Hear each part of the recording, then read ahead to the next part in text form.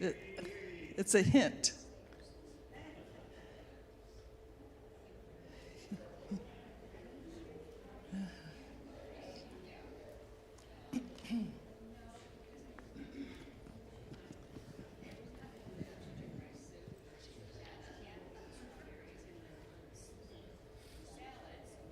I like it when you sit up close.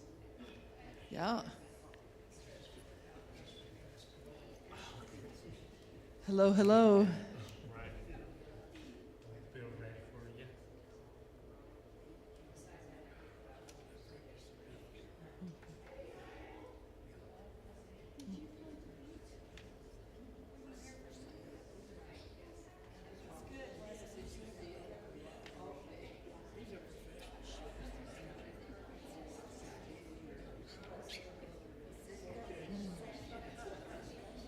That was good soup, wasn't it? Yeah, very good soup, good desserts, good salad. You online missed a good dinner.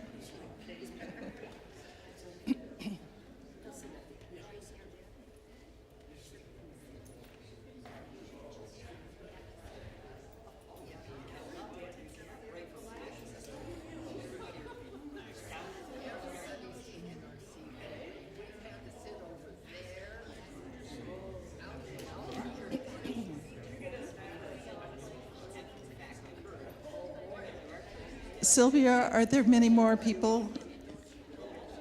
Okay. Okay, I think we're getting everybody in here. Good.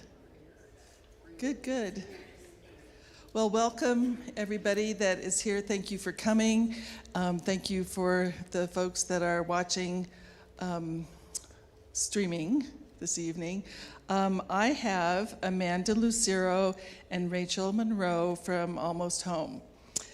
At Almost Home, they believe that stable housing is an integral part of a person's ability to maintain a steady job, address addiction or mental health issues.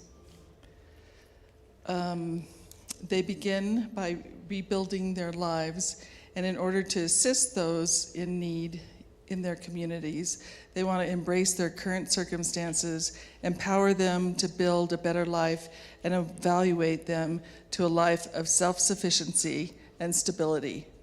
So with that, I will hand the phone, I've been on Zoom all day, hand this to you, Amanda. Wonderful. And Rachel. Let me see if this one's working. It is. Hi, everyone. I'm Rachel. This is Amanda. Hello. Thank you all for being here tonight to listen to what we have to share about our organization. And also thank you so much for working on that community drive and bringing that humongous donation to Almost Home. We really appreciate everyone participating and really helping out those in our shelter with all of those donations. Everything was being used literally probably within an hour or so. We had it all sorted out at the shelter, ready for people to use and take with them. What I'm going to do is I'll start the presentation, and I'm going to go over just some Almost Home info and our programs, et cetera, and then I'm going to hand it off to Amanda, who will go over ways you could help and get involved with Almost Home. Anything else before I start, ma'am? I think that's good. Okay, so next. So this is our executive leadership. You could sit down, hon. You don't stare at me the whole time. Okay, you're fine. So this is our executive leadership team. We have our executive director, Dr. Jessica Fiddler. Delaney Coe is our deputy director. I'm the philanthropy and communications director. And then Amber is our finance director. Next.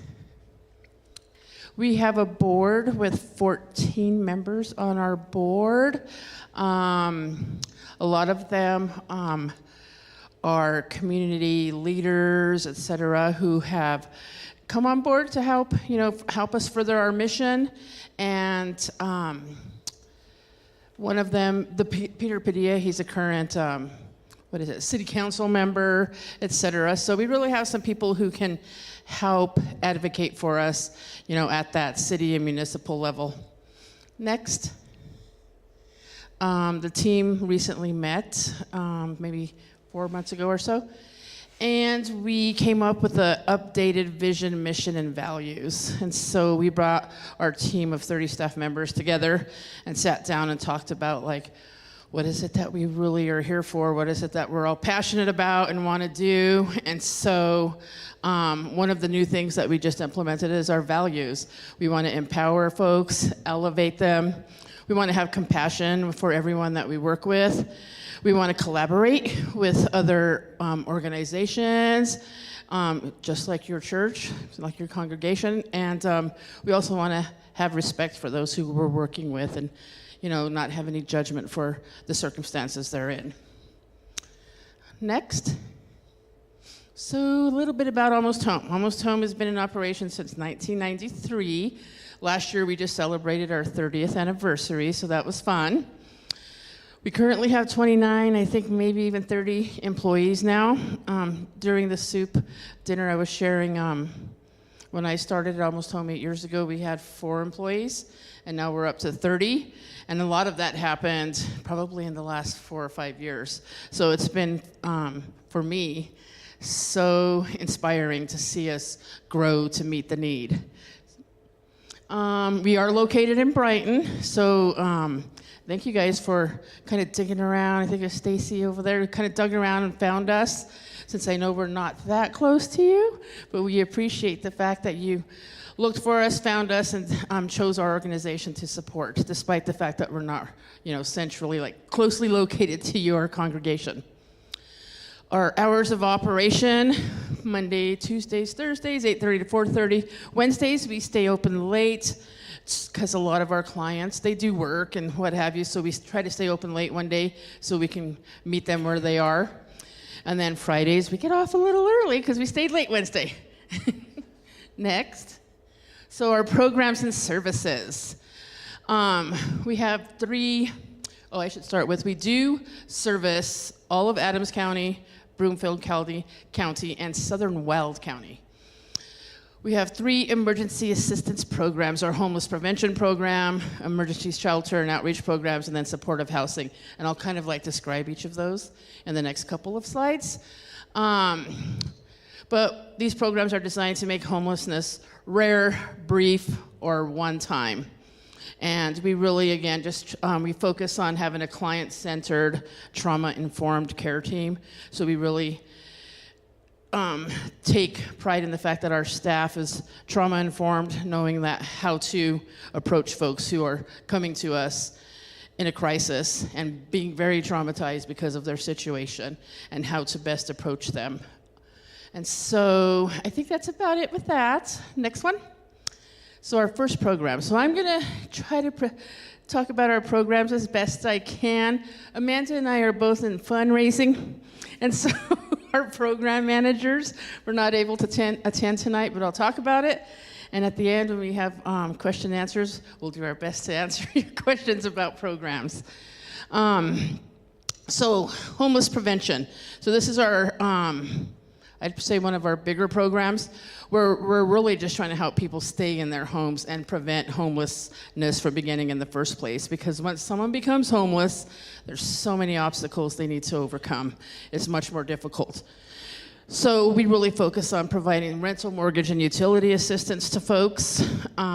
We prioritize households that are at the risk of eviction or foreclosure. And so, excuse me, so basically, that just means when people do apply, we're looking, do you have an eviction notice? Do you have a court date, et cetera? If they do, they kind of move up the list in priority. We work with them for 3 months after we do provide them assistance to make sure we develop a housing stabilization plan, and work with them to make sure that they just have the resources and the knowledge in place, so that way they hopefully don't end up in the same situation again. So we work with them for 3 months after we provide that assistance. Our online applications open up the first day of each month. And we open up our application from 9 a.m. to 11 a.m. for 2 hours. So in those 2 hours, people can go online and apply, and in those 2 hours, we only do it for that amount of time because we receive hundreds of applications. And already we budget somewhere around, I'd say around $200,000 a month for homeless prevention, and we'll spend that right away within those 2 hours. That $200,000 is already gone in 2 hours. And so folks who don't have access to internet, et cetera, they can also come into our office, and we have a computer bank and really friendly staff that will help them apply as well. But unfortunately, it's just a really needed resource, and we can only open those applications for 2 hours a month. Okay, next one. So we also have a homeless family shelter. And so this is temporary shelter. And this is for families experiencing literal homelessness. And so you do have to be a family. You can't come in as just an individual. You have to have children who are minors, so 18 or younger, that reside with you. Our shelter can fit up to 7 families at a time. So we basically have 7 bedrooms in the shelter. We have, I know a lot of people, when they think of a homeless shelter, they kind of envision the Denver Rescue Mission. And ours is actually a house. Ooh, I think it's probably like about 110 years old. It's an old house, but it's beautiful. It's right on the main street in Brighton. And on the bottom floor, they have a dining room, a living room, TV. And in the kitchen, they have, I'm going to guess, about 4 or 5 refrigerators, couple stoves.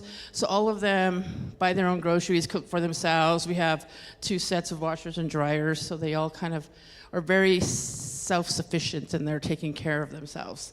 So it's not like the typical, I guess, homeless shelter that some people envision. A lot of people reach out to us and say they want to, go serve lunch. And I'm like, we don't serve them lunch. They serve themselves. We do our best to keep them, so when they move out, they're ready for that. It's about a 60 to 90 stages, depending on what their needs are. A lot of the people who end up in our shelter do have jobs. Something just happens to them where it's a snowball effect, whether they lost a job, got divorced, something like that, and they just need to be in there for a couple months to get back on their feet and get out. Again, we provide case management. They can go online or call to apply. And every month we have a lottery system.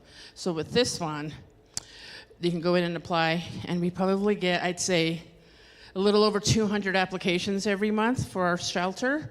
And we do a lottery system every time a room opens up.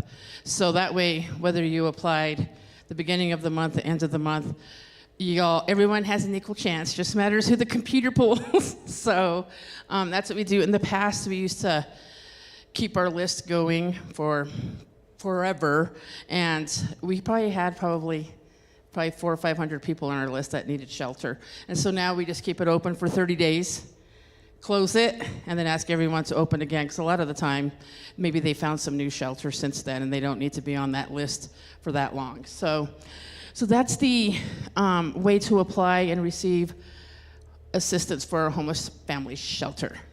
Okay? Severe Weather Activation Program. We call this our SWAP program. And so this is designed to provide shelter to those who are out there in the elements. And so we provide hotel and motel vouchers to folks who are literal homeless. They don't need to be families. This one, they can be individuals.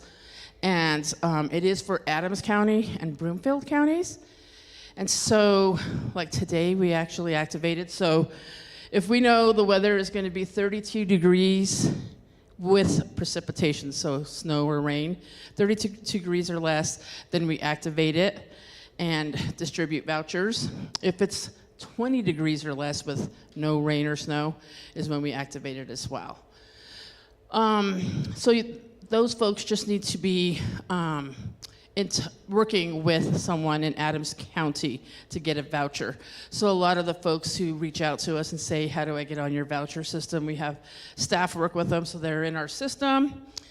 And basically anywhere throughout Adams County, we have lots of folks out there in our outreach teams who can work with them where they're at, so they don't have to come to our office and get them a voucher. And we work with I'd say about 12 hotels that provide motels for us during inclement weather.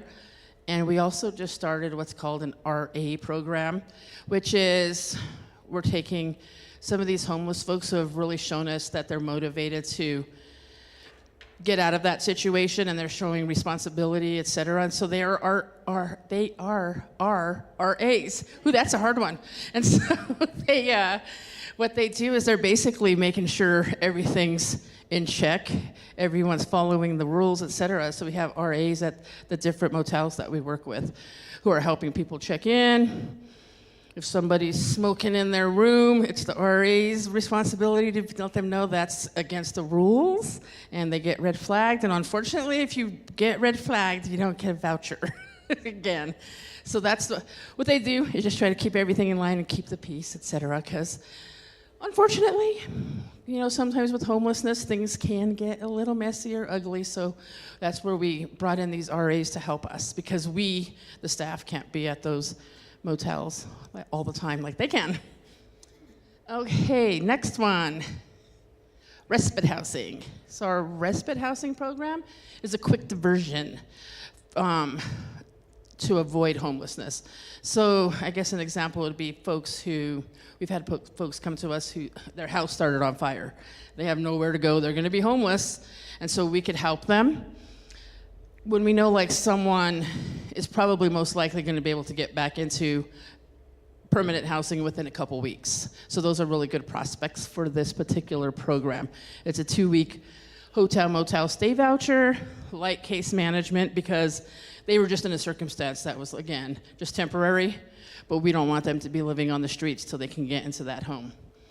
And then we do extend it up to 90 days for folks who are fleeing domestic violence, because that's a little more messy and needs a little more time to resolve that situation. So we do extend the hotel stay up to 90 days for those who are in that situation. Street outreach. So we do have a team of folks that we work with that literally go out there, into the encampments and so on, and look for folks. Again, establish relationships with them, just ask them if they are interested in seeking our services. What can we provide them? If all they want is just a hygiene packet that day, that's fine. But if they are like, hey, yeah, I want to learn more about your programs and get myself out of this situation, that's what they're there for.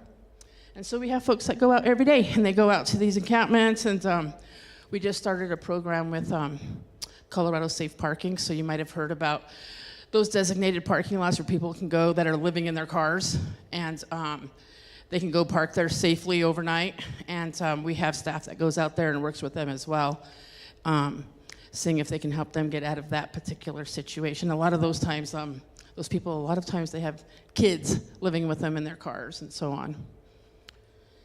Next one. And then supportive housing. Our supportive housing programs, that's a lot of words up there, so I'm not going to read that.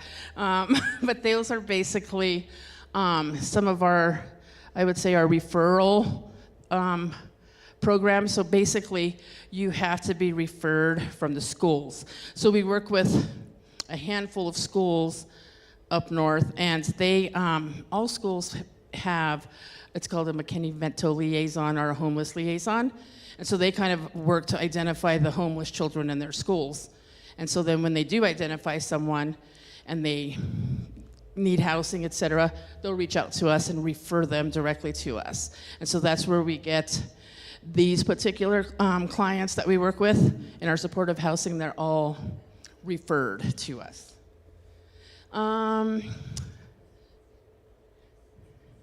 Yeah, that's true. So those clients, we work with them a little longer, and for anywhere from 6 months to a year, we can work with them, help them with, we talk about up here the rapid rehousing program. And so basically what we're doing is we're trying to get them into a house quickly, and we'll help them with their rent, typically for around 6 months, and we try to taper it down so that way they start getting used to paying more and more of their rent, and we're not paying the full amount, so that way they can again, work towards that self-sufficiency and what have you. So when we do stop helping them, it just wasn't, cut off. We're not paying your rent at all anymore. We kind of tapered them off and worked towards that goal. Okay, next one. And then we have what's called our Housing Navigation Center. And so this kind of shows some flyers and our computer bank. So this is where people can just come drop in and learn about our program, see if we're able to help them. If we're not, our staff is really good with knowing the resources around the community who can help them. And they will make a warm handoff and introduction to those other organizations, letting them know, hey, we have someone here that we can't help, but we're gonna send them your way. Will you please be able to assist them? We provide financial literacy classes in this Housing Navigation Center. A lot of homeless people, they don't have anywhere to receive their mail, so we will receive their mail for them. A lot of them are looking to get identification cards. Their wallets get stolen quite often. And so we are a place where they can have those things mailed. And again, those are our hours for that. They're a little different than our office hours, but we still stay open late on Wednesdays with that Housing Navigation Center as well. Financial impact. There's a bunch of numbers. I'll let you read that. But this is our fiscal year 23 financial impact. And so we provided $4.7 million in assistance through our programs last year. We helped 4,712 individuals, with 1,304 of them being children. Some of those pictures up there, like the middle one is the Brighton Rotary Club. They come out and work at our shelter and pull weeds for us and what have you, so we always appreciate them. They get it all ready for the summer so the kids can be out in the yard. That right one with all the bags, we distribute Thanksgiving meal baskets every year, and so this past year we did 500 for fiscal year 23. So we distributed 500 Thanksgiving baskets to people in need in our community. That bottom one, Orchard Church, came and put this new playground together for us, a playground set. I don't think they knew what they were in for.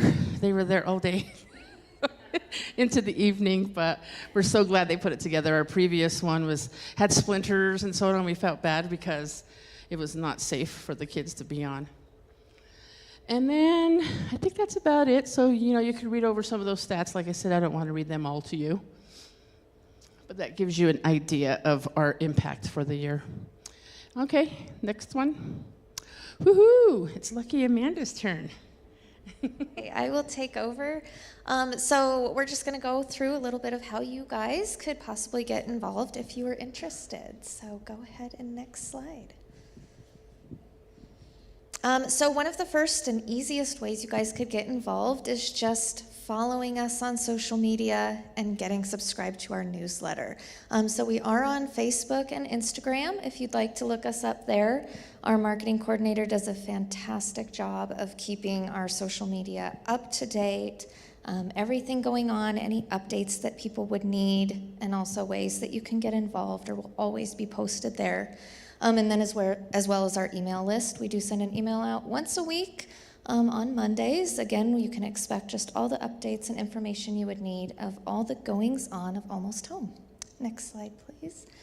And then another way is just in-kind donations. So obviously you guys know very well about that. The wonderful blessing of the huge load of gifts that you guys gave us are just always needed. So our shelter certainly goes through all of those hygiene items, cleaning items, but then also all of our families in our family shelter, as well as our supportive housing programs, and then some of our outreach clients that are able to get housed through us really enjoy receiving our welcome home baskets that we're able to provide when they do finally move into their permanent housing. So, of course, many of our folks are coming to us with little to nothing by the time they land at Almost Home, and so we just love to be able to provide them with these gift packs that typically include things that you really need right when you move in: a shower curtain, some pots and pans, some plates, things like that. And it really just helps them to make their new house a home right off the bat.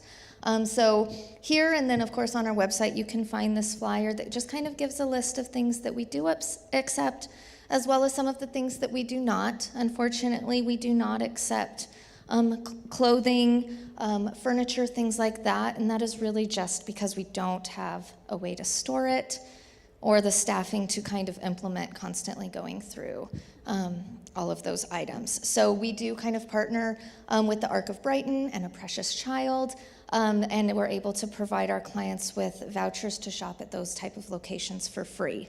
So though we don't take those items, we do still really work with partners to still be able to provide those items to our clients. Next slide, please. We also have an Amazon wish list, which I believe a few of you took advantage of for that drive. So again, you could visit Amazon if you use that and view our wish list. And if you buy an item from that wish list, it does just get shipped directly to us. So that's another very simple way that you can support us even from afar. Again, on our website, you'll be able to find all of the items that we do and do not accept, and that just kind of, again, goes through some things that we do not accept. Next slide. Outreach supply needs, so these do vary slightly. You know, we don't find ourselves needing the pots and pans and that type of stuff for outreach. Our most needed items are typically hygiene items. Come cold weather season, we do try and collect some blankets and things like that. We've done a sock drive before and things like that, just things that our outreach folks can give to people. Again, as Rachel said, they may not be interested in really deep diving into some of our programs, but a hygiene kit might just be what they need for that day. So we are always open to collecting those type of items as well. Next slide, please.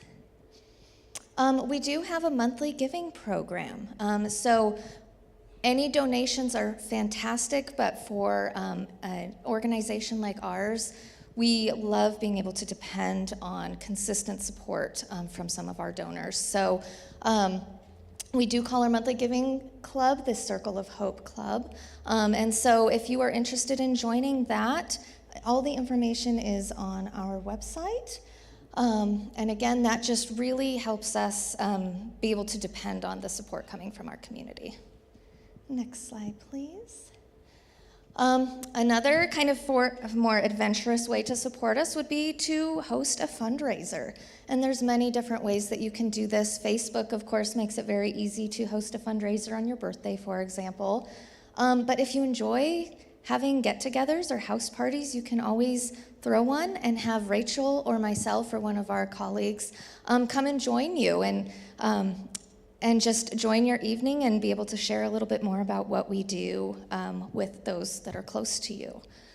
And so again, you can visit our website for more ways. Oh, another fun way that I do want to point out is our dip jar.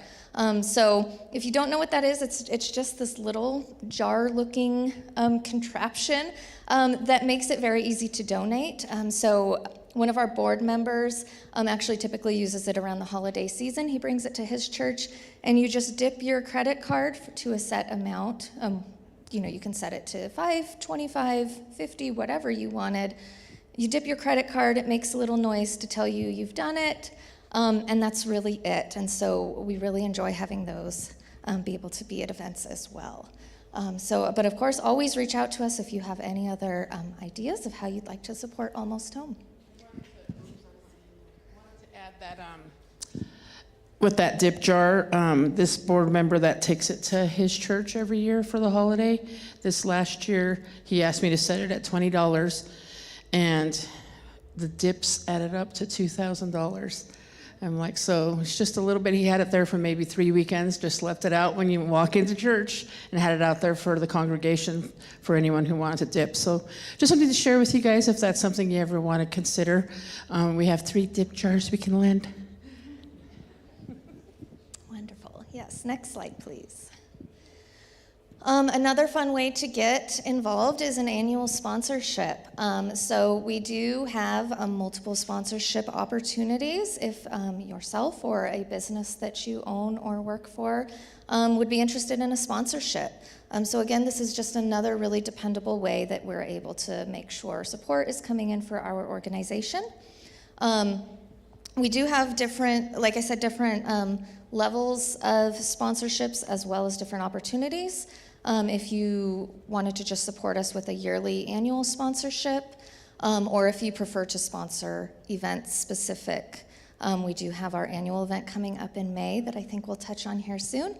And then also our Concert for a Cause that we host in September. So those will be a couple of opportunities coming up. Next slide, please.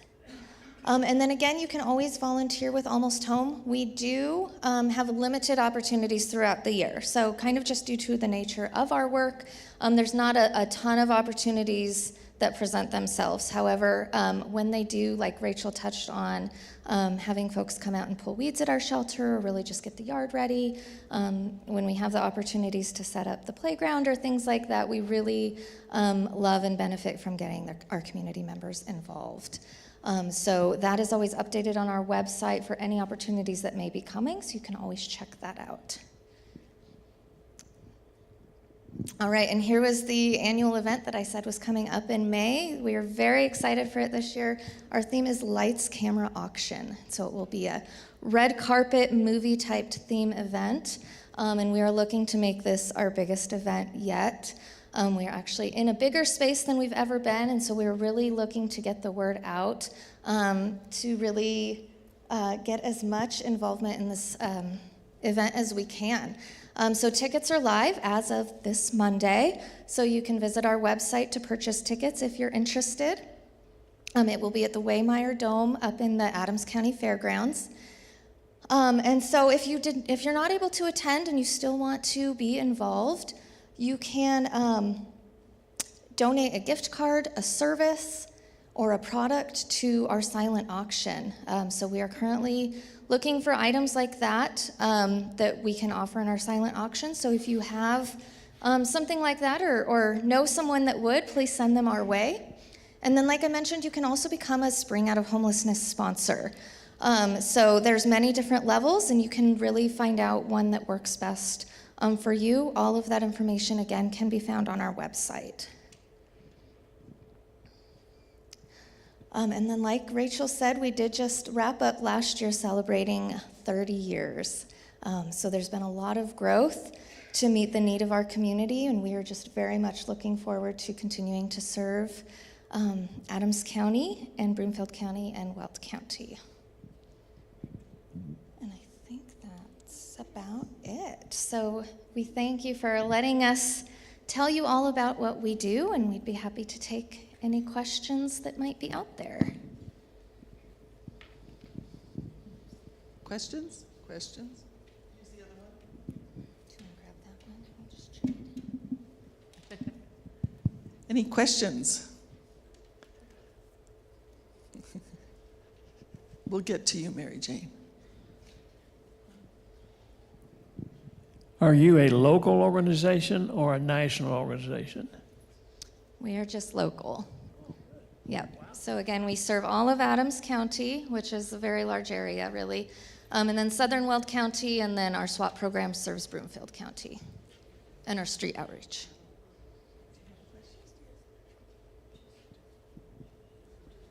Have you guys been getting more people because of the immigrant situation?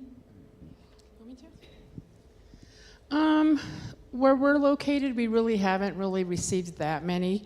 We do receive some immigrants that are looking to use our, it's called DMV on the go service. So the DMV comes to our office once a month, or every other month, something like that.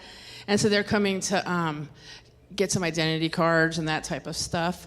But otherwise, that's all we've really seen at ours. And if we do have some drop in looking for other resources or needs, we can, again, point them in the right direction to the organizations that are there to help, specifically, the immigrants that are coming into town. Are you totally funded from grants and donations, or do you get any government support? Many of our grants are government grants. We're really working hard, Amanda and I, we're working hard at is to diversify our funding. That's one of our goals for our 5-year strategic plan, because so much of our funding comes from government grants, municipal grants, foundation grants, but grants are very restrictive. So they tell us exactly who we can spend the money on, how we can spend it, and how much, et cetera. So there's a lot of eligibility requirements that revolve around those grants. And so the work that we do with our fundraisers and what have you, that brings in some unrestricted funding, sponsorships, since those tend to be a little larger. Those fill the gaps that grants don't meet. So that's where we use some of that funding. But I would probably guess we're at about 75% of our funding is grants, and the other 25% would be from fundraising, et cetera. Any other questions? Have to say, I was very impressed with the wide spectrum of care and services that you provide to your folks, and I didn't realize it was in those 3 counties. Yeah. So that's a big area. It is. It's big, and like I had mentioned earlier, when I started, there was only 4 of us. Now we have 30 to meet those needs, because so many of those programs did not exist when I first started. When I first started, it was homeless prevention and our shelter, and that was it. So we provided that rent assistance and our shelter, and then that was it. And then all those other programs I talked about came about, I would say, in the last 4 years or so.